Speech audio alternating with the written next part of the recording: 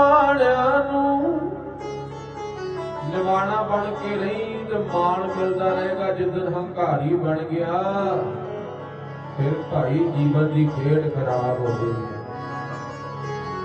ਉਹ ਮਿਲਦਾ ਮਾਣ ਨਿਮਾਣਿਆਂ ਨੂੰ,